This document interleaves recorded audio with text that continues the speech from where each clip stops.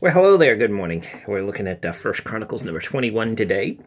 And we see that King David here, decides he's going to take a census of Israel and Judah. And he makes it so. And the Bible is saying that this is a sin. This actually goes along with a chapter back in Samuel.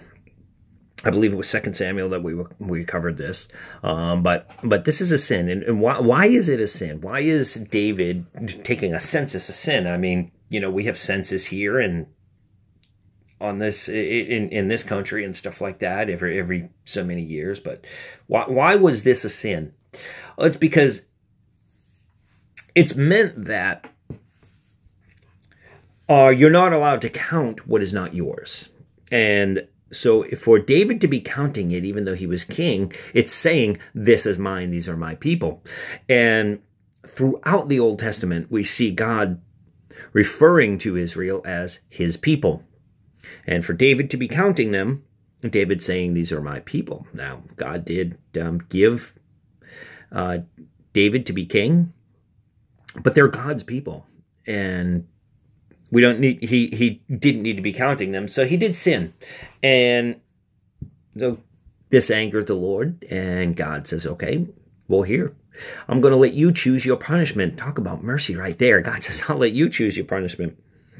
And we're going to read verses 11 down to the end of 13. It says, so Gad, who was a servant of the Lord, came to David and said to David, thus says the Lord, choose for yourself either 3 years of famine or 3 years to be defeated by your foes with the sword of your enemies or overtaking you, or else 3 days for the sword of the Lord, the plague in the land, with the angel of the Lord destroying throughout all the territory of Israel. Now consider what answer I should take back to him who sent me. And David said to Gad, I am in great distress. Please let me fall into the hand of the Lord, for his mercies are very great, but do not let me fall into the hand of man. So, what did David say? David said, let me have the plague. Let me have God. Because when you look at the 3 years of famine, you look at the 3 months to be defeated by your enemies, both of them are depending upon some type of mercy of the enemy.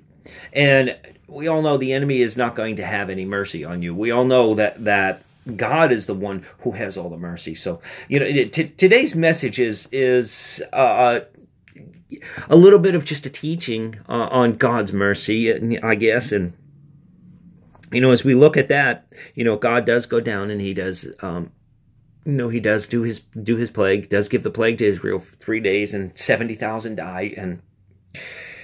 But David chooses the mercy of the Lord. And, I wonder, do we always choose the mercy of the Lord? You see, Psalms 145:9 says, the Lord is good to all, his compassion, he has compassion on all he has made. God is merciful.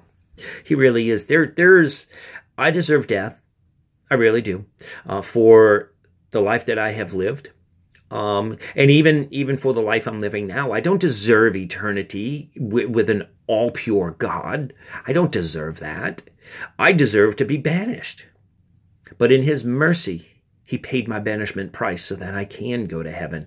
And that is a great mercy. That is a great mercy. And we read in Luke 6:36, it says, be merciful just as your Father is merciful. And I'm wondering, do I live my life merciful like that to others that may owe a debt to me? And, there's many forms of a debt that people can owe you. And not just money, but it's many forms. People can owe you many things. And do I count them? These are just questions that I'm asking myself. Don't really have an answer or an answer to reveal here. But be merciful just as your Father is merciful. And he showed mercy to David here. And even David chose the Lord. Who else would we choose? So, but are we taking an example from David and choosing the Lord? And are we taking an example from the Lord and being merciful to others? We see in this time back here, David said, other people are just not merciful. We can change that. We can be mercy on this earth. We can show it. You know, Lord loves us, and he shows love, shows mercy to us. It's our job to show it to other people, even those that may have hurt us. I love you all. I hope you have a super, super day.